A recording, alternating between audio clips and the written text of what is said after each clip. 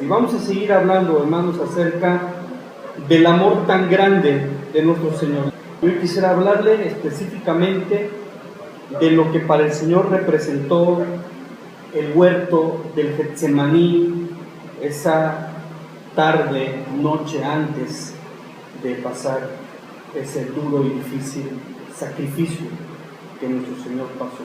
La última vez estuvimos viendo la parte de la última cena. A lo mejor usted recuerda algunos detalles, pero estuvimos revisando la última cena y cómo el Señor demuestra su amor a través de ese momento que pasa con los apóstoles. Hoy vamos a ir de allí, nos vamos a dirigir hacia el huerto del Getsemaní para ver las agonías, el dolor del Señor antes de la cruz.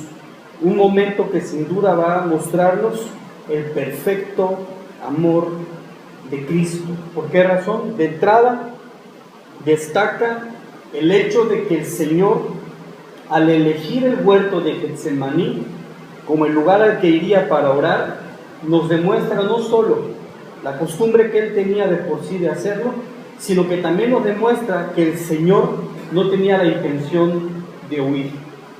Él no pensaba escapar. Él no pensaba evadir su compromiso con la cruz. De otra manera, el Señor se hubiera ido a orar en un sitio donde nadie lo pudiera encontrar. Pero fue exactamente al sitio donde Judas podría encontrarlo. Fue a un lugar familiar para ellos, un lugar que siempre había ido y por tanto era fácil de dar con él. Así que aquí vemos de entrada el valor con el que el Señor, la fortaleza con la que el Señor enfrenta obedientemente hasta la muerte de cruz, como dice Pablo, allí al dejar no solo que lo encuentren, sino que Judas bese su mejilla como un traidor y fuera llevado luego a tribunales paganos para ser juzgado, mientras lo abandonaban sus discípulos y el más apasionado lo negaba. Y vamos a adentrarnos precisamente a eso, Mateo 26, versículo 30.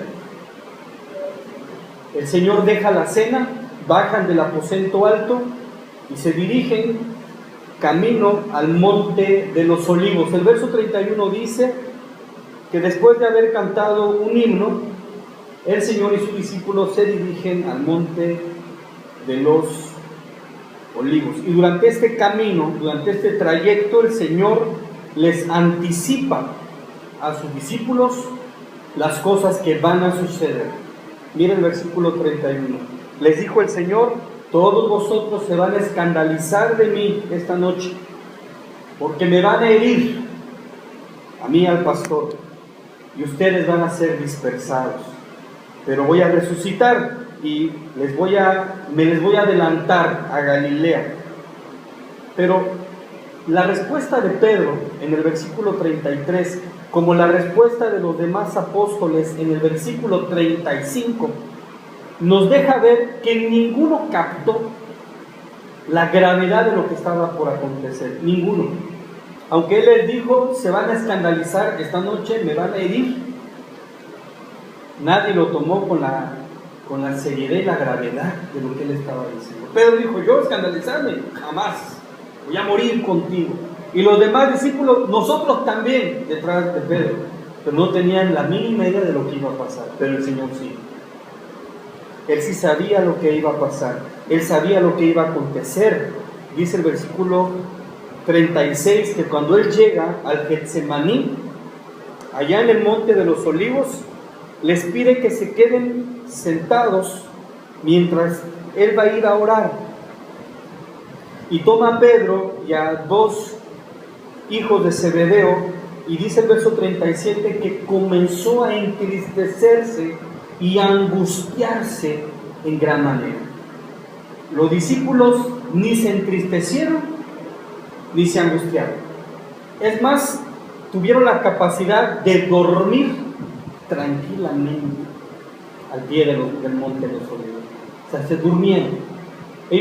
Para ellos era una noche más en la que el maestro iba a orar, una tarde más con Cristo, pero para Cristo no podía dormir. no podía descansar, estaba entristecido, estaba angustiado. Él estaba dejando una cena agradable con sus discípulos, un momento dichoso con ellos. Habían cantado un himno. Recuerda que dice la palabra de Dios, el que esté alegre, ¿qué dice la palabra del Señor? Cante alabanzas. Él estaba alegre, cantaron un himno, pero camino al Calvario, de alguna manera, saber lo que iba a pasar, saber a lo que iba a enfrentarse, hizo que la tristeza inundara su corazón de angustia. Y dice el pasaje, en gran manera, su corazón recibía intensamente lo que había de pasar. En Lucas 22, 39, hay una palabrita ahí que nos permite ver que para el Señor este era un día muy difícil. Lucas 22, 39 dice, y saliendo se fue como solía al monte de los olivos, y sus discípulos también le siguieron. Como solía, sí, como ya lo hacía otras veces. No era la primera vez que recorría ese sendero, pero ese día era especial. ¿Cuántos recuerdos no habrán llegado al corazón del Señor mientras recorría ese camino? ¿Sabe, hermano? Para el Señor ese recorrido del aposento al monte le traía muchos recuerdos. No era la primera vez que él iba a orar. Escuchar a los apóstoles conversar y reír mientras caminaban también laceraba de alguna manera su alma y lo angustiaba. Orar como de costumbre y luego, después de orar, regresar y verlos durmiendo tranquilamente y en paz, y verlos tan tranquilos y tan confiados al estar cerca de él, y él saber lo que iba a pasar, no solamente a él, sino a ellos también. Eso sin duda nos recuerda la tristeza que todo padre experimenta cuando piensa que un día debe morir y separarse de sus hijos. Yo no sé si alguna vez usted lo ha pensado. Yo no sé si alguna vez usted los ha visto dormir tranquilamente y alguna vez ha puesto usted a pensar si usted se muriera, si usted tuviese que abandonar esta vida por la razón que Dios quisiera hacerlo. Y uno se pone a pensar, ¿podré estar el día que te gradúes? ¿Estaré el día que te cases? ¿Podré ver a tus hijos? Y la angustia llena nuestro corazón de tristeza. Aunque sabemos que nos volveremos a ver en nuestra fe y nuestra confianza en Dios, no es fácil de cualquier manera separarse de los que amamos. Para el Señor no era nada sencillo lo que Él estaba enfrentando. Pero yo quisiera que demos un paso más todavía, que tratemos de entender mejor la angustia que está pasando el Señor acá.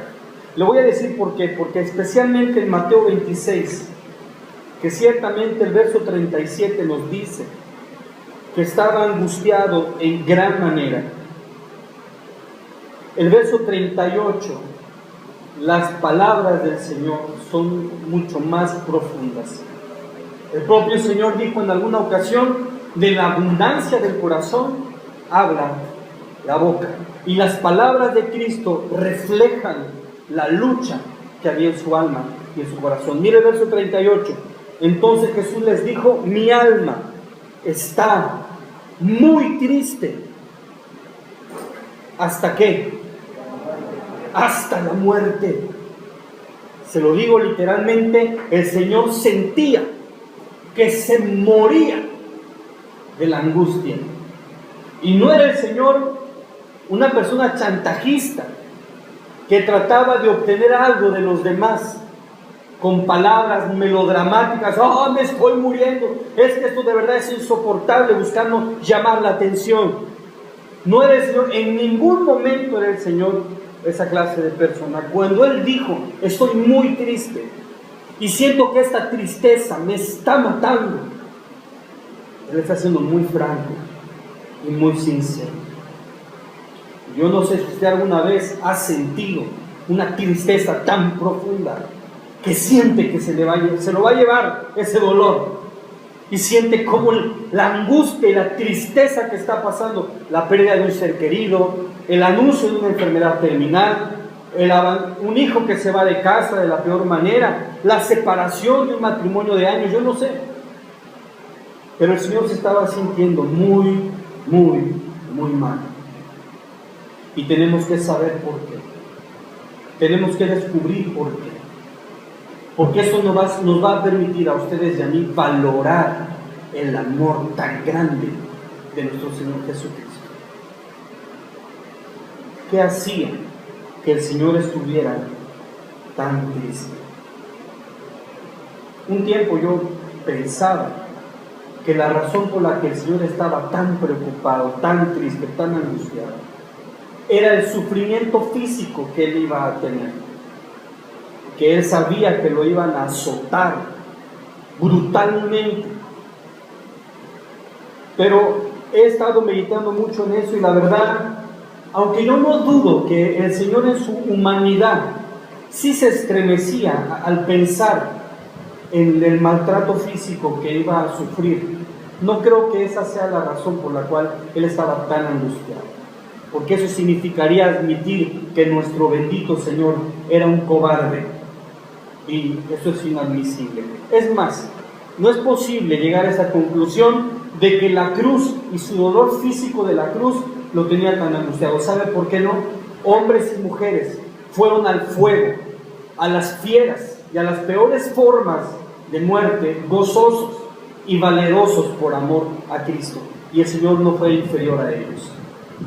Es más, fue ejemplo para ellos, fue motivación para ellos.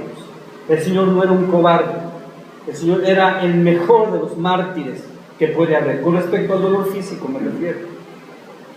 ¿Qué era entonces lo que el Señor le creaba tal angustia? Para entender cuál era la razón de esta agonía, vamos a poner especial atención a la oración de Cristo Jesús. Mateo 26, 39. Ahí, en la oración de Cristo está la respuesta. Dice el verso 39 dice: yendo un poco adelante, se postró sobre su rostro, orando y diciendo: Padre mío, si es posible, pasa de mí esta copa, pero no sea como yo quiero, sino como tú. Había una copa de la que el Señor tenía que beber. Y esa copa de la que el Señor tenía que beber no eran los clavos, no era el látigo, no eran los escupitajos, no era la barba arrancada de su raíz, de su rostro, no eran los puñetazos de los sacerdotes, ni el azote de los romanos, no era toda esta agonía física, no, esa no era la copa a la que se refiere el Señor acá en este verso. La copa que el Señor debía beber habla de un quebranto espiritual y emocional que el propio Padre le iba a provocar. Algo que su propio Padre iba a causarle en el fondo de su alma. La copa en la Escritura siempre ha sido mencionada en el contexto de juicio. Una copa amarga habla de juicio. El Padre iba a aplicarle un doloroso juicio al Señor. Iba el Señor a aplicarle un doloroso, profundo y agonizante dolor, castigo al alma y al corazón de Cristo Jesús. Primera de Pedro 2:24, quien llevó él mismo nuestros pecados en su cuerpo sobre el madero. El Señor llevó sobre su cuerpo nuestros pecados. ¿Sabe qué significa eso? Significa que el Señor sería tratado de parte de Dios como un sucio pecador. Significaba que la mirada del Padre Celestial hacia su propio Hijo sería una mirada de ira y juicio contra él, y que el Padre provocaría el más profundo y hondo dolor al corazón de su propio Hijo, como si éste fuese un horrendo pecador. El hecho de que Cristo llevase el pecado sobre su cuerpo y fuese llevado a la cruz habla no solo del hecho de que cargó el pecado, sino el hecho de que fue castigado por eso. Isaías 53, versículo 6. Todos nosotros nos descarriamos como ovejas, cada cual se apartó por su camino, mas Jehová cargó en él el pecado de todos nosotros.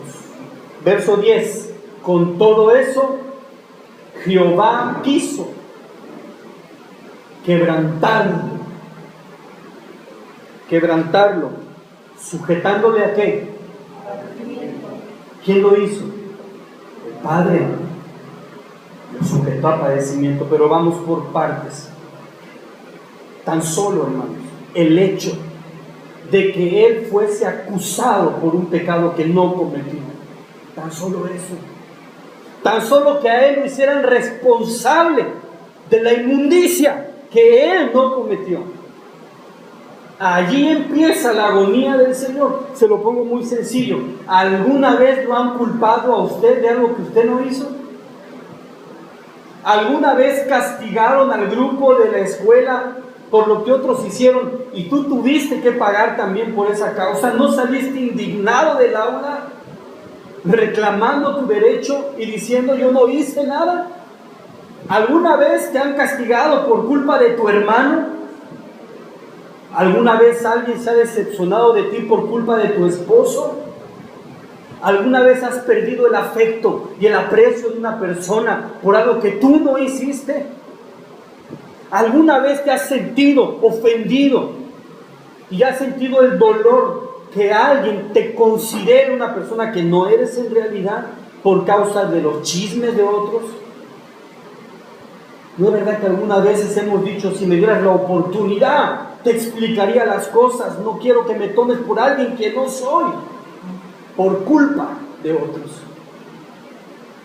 Y estamos hablando de pecadores indignados, nosotros imperfectos indignados, tratando de defender un atisbo de justicia en nosotros. Ahora piensa en el Señor, piensa en aquel cuyo trono es santo y que el cimiento de su reino es puro y su alma es perfecta, es recta, es justa hasta la perfección. Aceptar Él, nuestro bendito Señor, la culpa de algo tan aborrecible para su corazón, tan santo y tan puro como es nuestro pecado. Ser tratado como un pecador era para Cristo una angustia muy grande para su corazón. Para él no había problema cuando él preguntó, ¿quién dicen los hombres que soy? ¿Recuerda usted esa parte? ¿Quién dicen los hombres que soy? ¿Qué contestaron los discípulos? Algunos dicen que eres un profeta, otros dicen que eres Elías, y otros dicen que eres Juan el Bautista, que encarnó, que regresó. Y el Señor podría haber tolerado esas cosas. Que le digan maestro, que le digan profeta, que le digan Juan el Bautista, pero que le digan pecador. ¿Usted recuerda aquella ocasión en la que los judíos lo afrentaron y el Señor contestó, ¿de qué pecado me acusan? ¿Qué pueden decir en mi contra? Y los hombres se quedaron callados. El Señor podía defender su causa si fuese juzgado injustamente, pero el Señor tendría que asumir como si fuera suyo un pecado que no cometió. Tenía que ir callado, como una oveja callado al matadero, sufriendo por un pecado que no cometió. Y hacer que el Señor, el bendito y santo y perfecto Señor, acepte morir como un pecador es mucho, es demasiado para Él.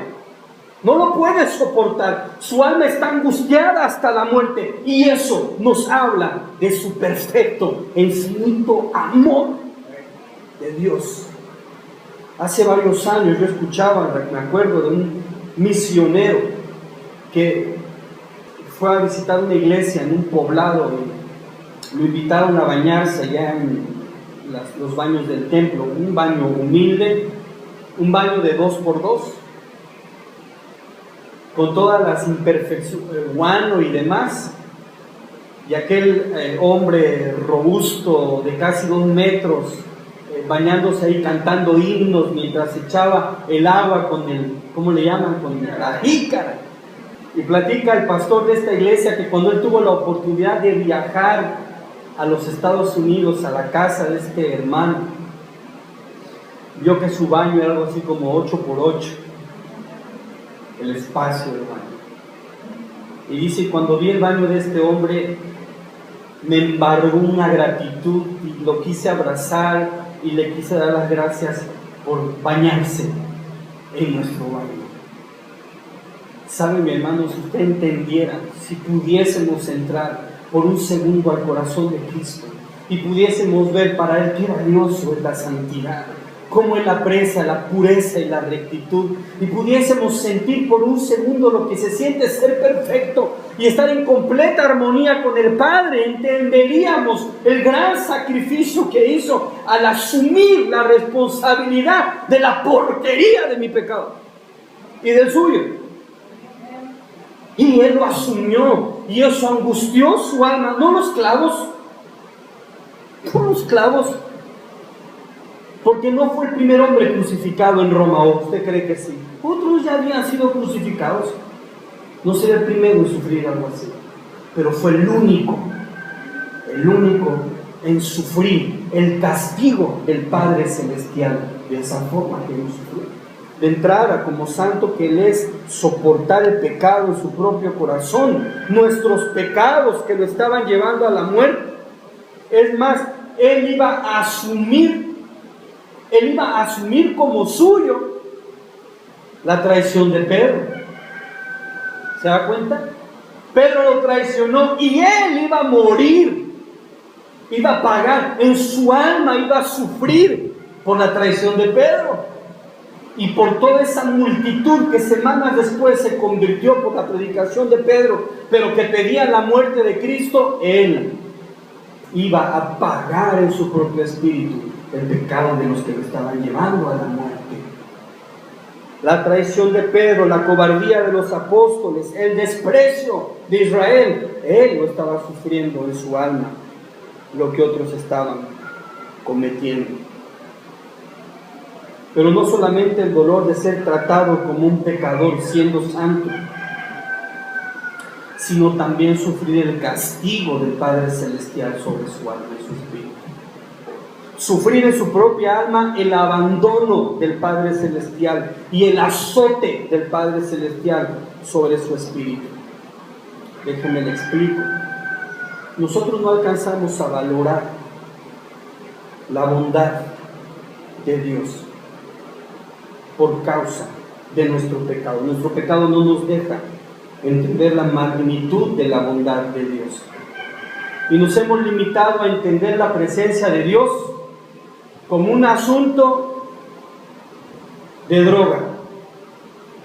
La presencia de Cristo es de 6 a 8 durante la alabanza, se vuelve a ir cuando acaba la alabanza. No, la presencia no es algo que baja y sube cada vez que cantamos.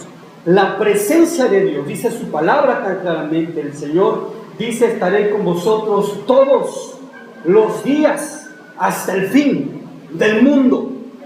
Pero se nos ha hecho fácil reducir la presencia de Dios a una serie de estímulos placenteros durante el culto, cuando no sabes que abrir los ojos por la mañana es muestra de la bondad de Dios.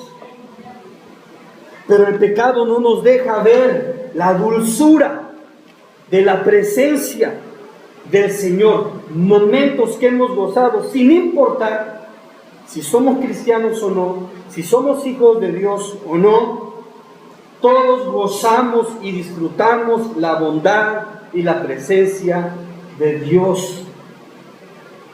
Ahora que hace mucho calor, vea usted el malecón, toda la gente que sale, el que va trotando con su perrito en el malecón, mientras dice, qué agradable atardecer, qué rico ejercitarme.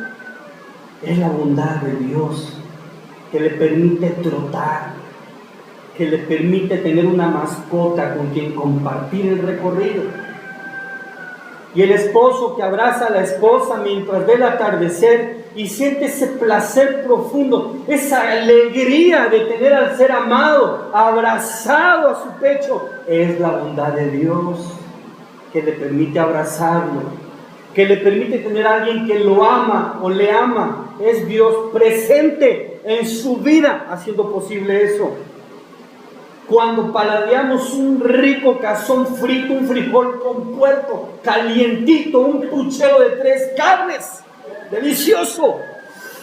Y decimos, qué rico, gloria a Dios. Es Dios en su creación, dándonos la dicha de comer y disfrutar de las cosas creadas.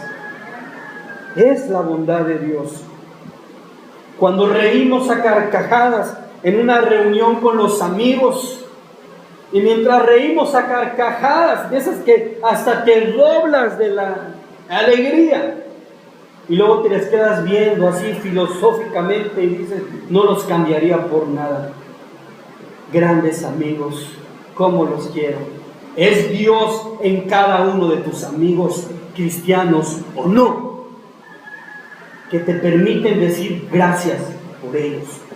Pero Dios está detrás de esos detalles. Las lágrimas de gratitud ante el abrazo de un amigo fiel, de un hijo cariñoso, de una hija cariñosa que te abraza, tú como padre, ese instante, ese momento que eriza tu piel. Es Dios, la bondad de Dios allí en esos momentos intensos, vibrantes, emocionantes. Dios está demostrando su bondad. Eclesiastés capítulo 2. Eclesiastés 2:24.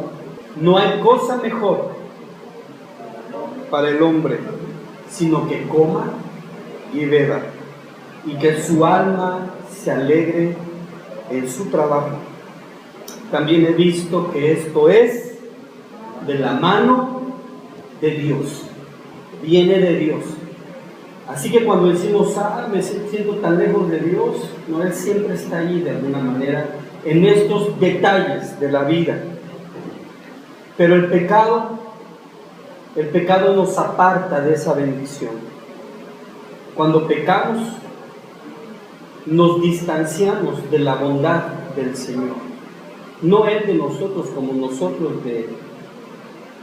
Recuerda lo que dice 2 de Crónicas 7:14, si se humillare mi pueblo, sobre el cual mi nombre es invocado, y oraren y buscaren mi rostro, y se convirtieren de sus malos caminos, entonces yo oiré desde los cielos. ¿Qué dice? Perdonaré sus pecados y sanaré su tierra. El pecado nos aleja de la bondad de Dios. El pecado nos aleja de ser escuchados, enferma nuestra tierra y nos hace cargar con el dolor y la angustia y la sensación de vacío de haberle fallado. El pecado hace que las personas no puedan disfrutar la bondad de Dios. Ha llevado a muchos al suicidio, a la depresión, a la amargura. El pecado, porque no les permite darse cuenta de la bondad de Dios. Cuando pecamos, cuando fallamos, cuando ofendemos al Señor, nos viene esa agonía, esa sensación de vacío, de despropósito, de depresión, de angustia. ¿Por qué? Porque es causada precisamente por Dios.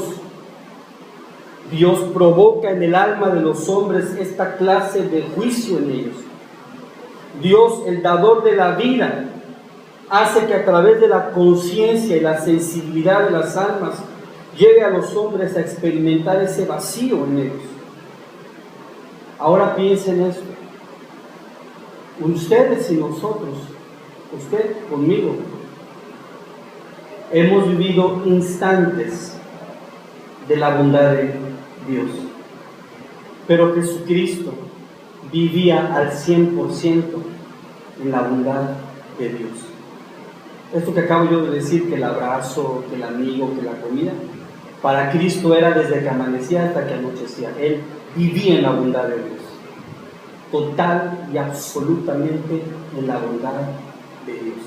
Nosotros tenemos nuestras rachas, hay días que vivimos en la bondad de Dios intensamente, pero el pecado lo frustra. Él no, él intensamente, al 100%, vivía en la bondad y en la misericordia de Dios. Dice la palabra que Dios hace salir el sol para buenos y malos, y bendice la tierra de justos y de injustos. Pero a Cristo le iba bien siempre. Su corazón y el gozo siempre estaba presente en su vida, pues no tenía pecado.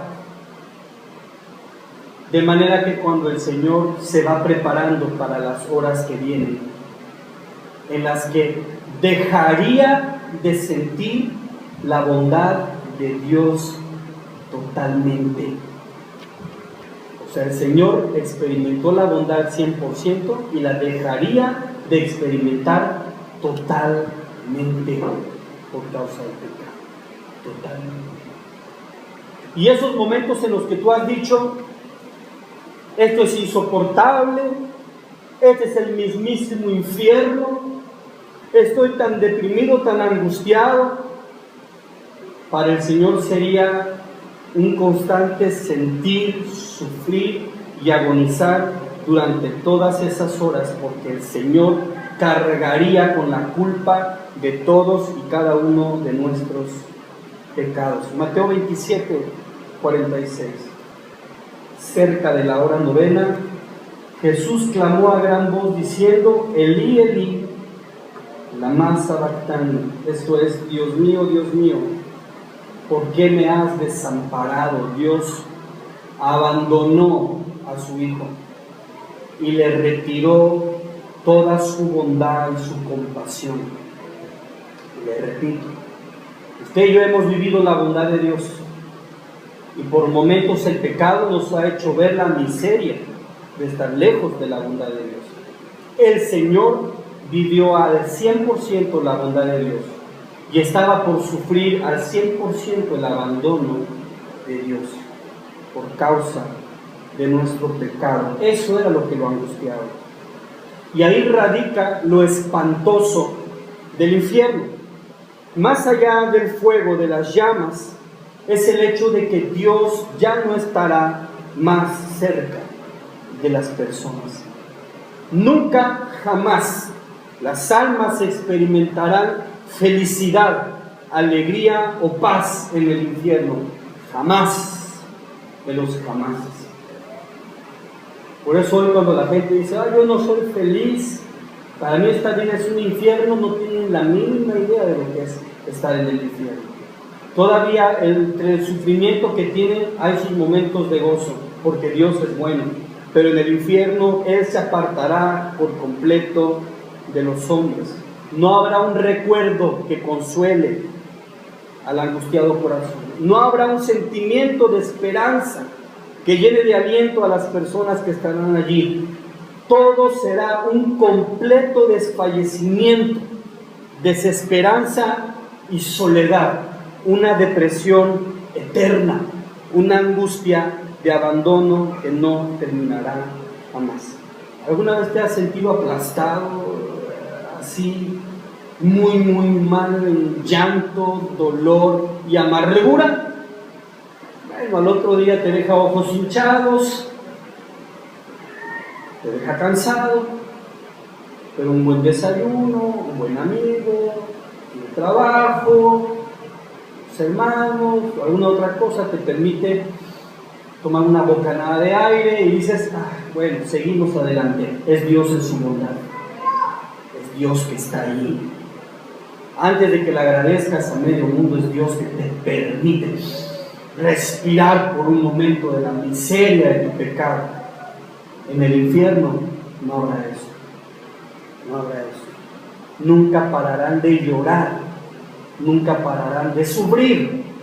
Nunca pararán de angustiarse. Ese es el juicio del infierno. Nunca, jamás.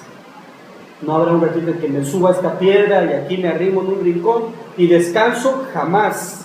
De los jamases. Todas aquellas emociones que hoy nos hacen ver la miseria serán ese día eternas. ¿Por qué?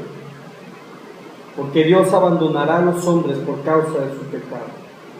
Y Cristo sufrió ese abandono por nosotros al llevar la culpa de nuestro pecado. Porque en una forma que no seremos capaces de entender o de explicar, el Señor soportó durante esas horas el castigo de nuestro pecado, que a otros les tomará una eternidad sufrir.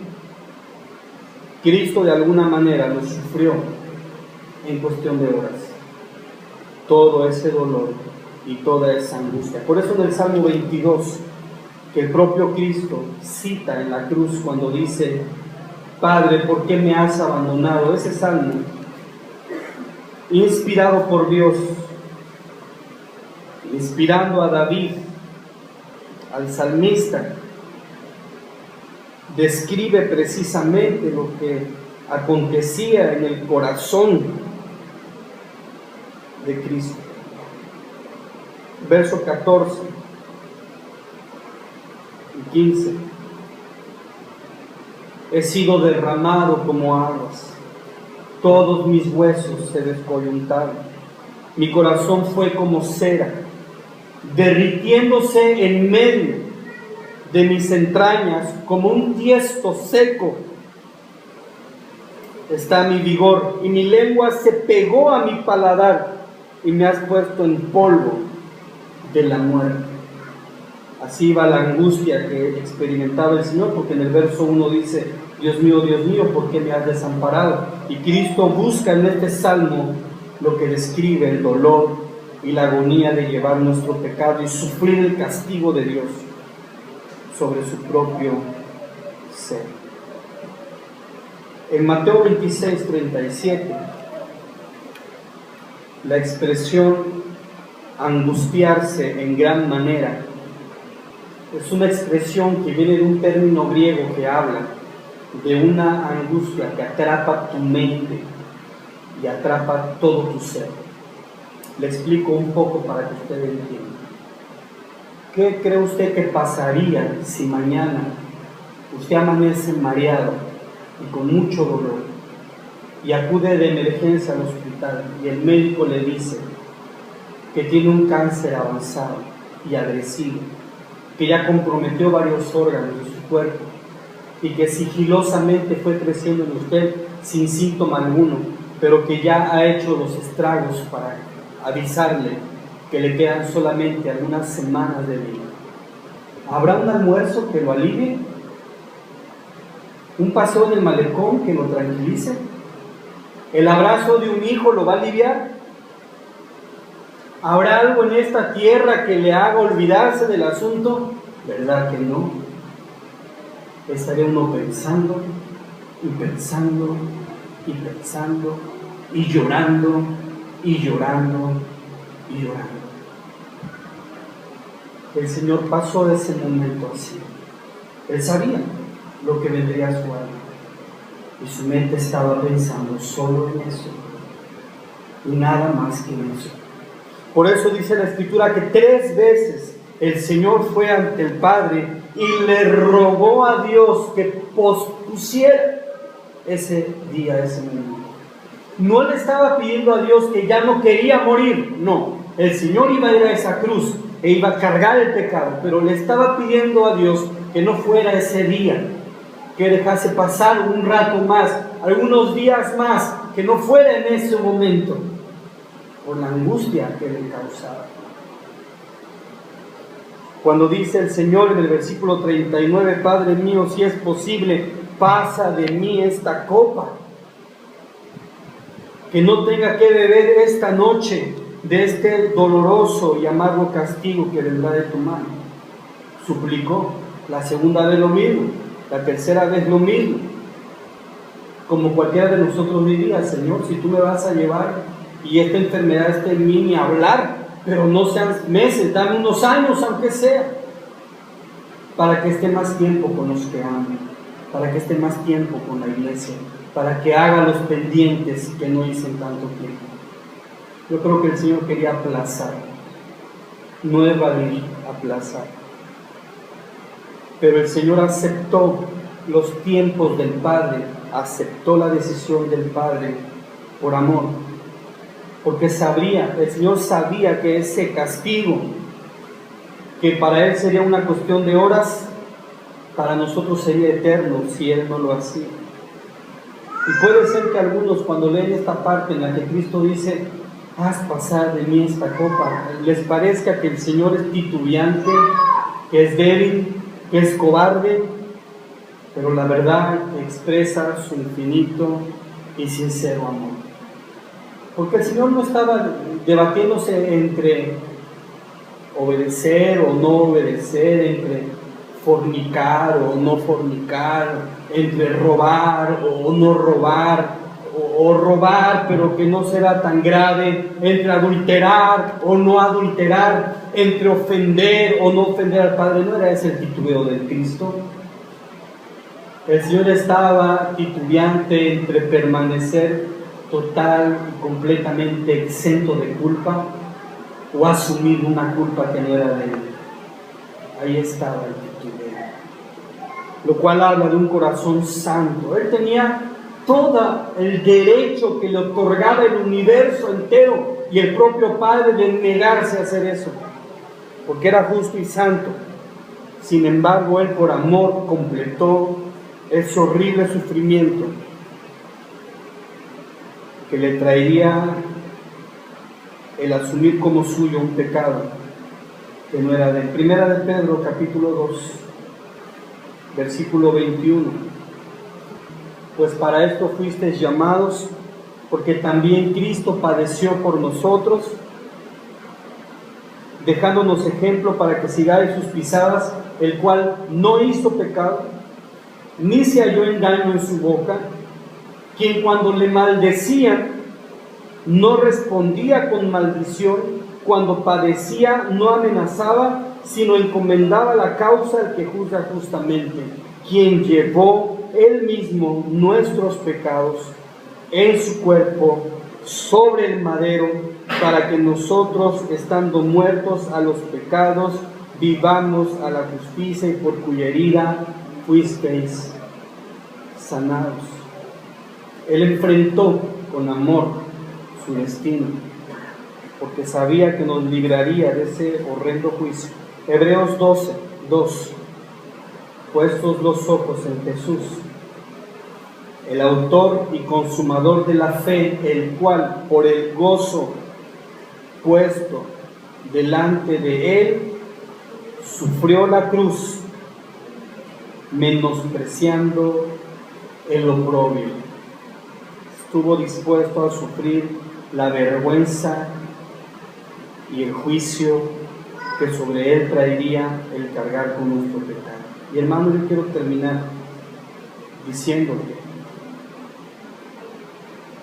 por esta razón, tan solo por esta razón, por la agonía espiritual y la angustia espiritual que el Señor pagaría por nosotros, el azote del Padre sobre su propio espíritu, por ti, por mí, tan solo por esta razón, cuando sufras por causa de tu pecado, cuando pases un mal momento por causa del pecado de otros, de este mundo imperfecto, recuerda que ese dolor no será eterno, que es temporal, que si bien lo estás sufriendo, es solo un instante de lo que será el infierno para muchos, pero para ti solo será un instante. Y recuerda que de ese dolor te libró el Señor, de ese dolor que va a ser eterno para muchos, para ti solo será temporal, siempre. Y cuando lo agonices y lo sufras, ve al Padre y dale las gracias por librarte del dolor eterno que otros sufrirán. Y basta de pedirle al Señor y de exigirle al Señor una vida exenta de sufrimiento. Hay que darle las gracias al Señor, porque cada vez que esto llega a nuestra vida, cada vez que por causa de la imperfección nos vemos en un momento de agonía, debemos decirle al Señor: gracias, porque tu sacrificio ha hecho que estos momentos no se vuelvan eternos para mí, pues tú has pagado el precio para que así sea.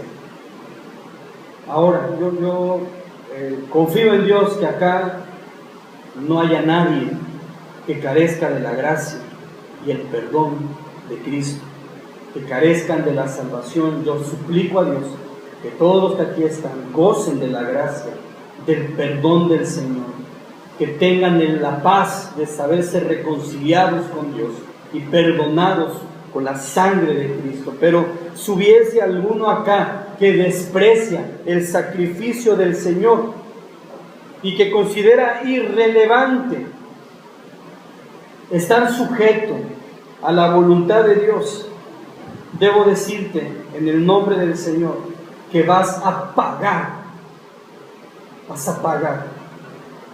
eternamente toda la agonía y el sufrimiento y el dolor de tu pecado.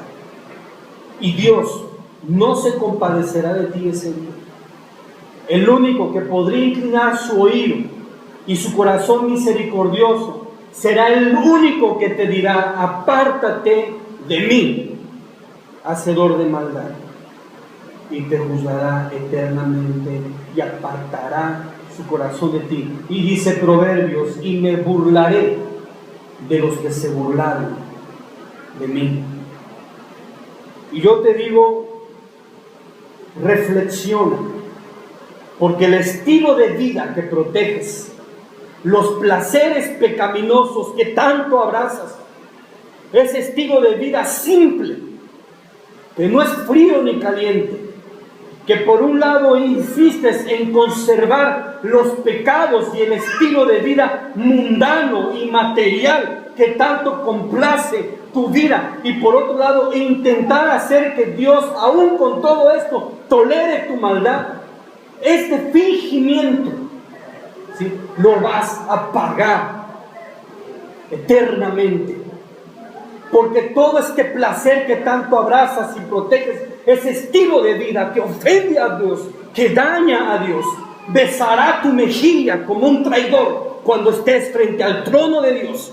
Te abandonará como el cobarde Pedro. Y sabes, ese día el juez no será Pilatos, no será Herodes ni Caifás, será el eterno y justo juez de las almas. Y estarás solo, completamente solo, y tu risa se volverá en tristeza y dolor. Y dice la palabra que serás arrojado lejos de la presencia de Dios, y descubrirás con horror que los breves instantes de gozo que esta tierra te dio venían de la mano de Dios. Del Dios que rechazaste, del Dios que despreciaste, del Dios que acusaste de no ser feliz, del Dios que culpaste de no poder lograr las cosas que querías, al Dios que responsabilizaste de los éxitos que no alcanzaste, cuando era el único que hacía soportable tu vida con todo y tu pecado incluido. Y entonces te des cuenta cuán grande era la bondad de Dios cuando no la tengas, cuando ya no esté ahí. Y ruego a Dios que el huerto de Getsemaní te haga reaccionar, te haga reflexionar, y aprecies, ames y valores la angustia del Maestro. Y puedas darle gracias al Señor que cargó el dolor en su alma, que sería eterno para ti. Y le digas gracias. Y dejes de estar diciendo que tu vida es infeliz, cuando te han resuelto la eternidad en ese huerto, en esa cruz. Y podamos decir desde el fondo de nuestra alma: Señor, aquí está mi vida para que la uses, aquí está mi vida para que la encamines, no quiero otra cosa que no sea el mismo huerto. Dice Pedro, para que sigamos sus pisadas, para que sigamos sus pisadas. Y sabes, hermano, y te van a rechazar, y te van a señalar, y vas a atravesar momentos de gran dolor y angustia, pero cada vez que eso pase dirás: podría ser eterno, pero no será eterno. Podría ser para siempre, pero no lo será. Yo sé que cuando parta de este mundo entraré a la paz eterna y perfecta del Señor, porque Cristo bebió la copa amarga por mí.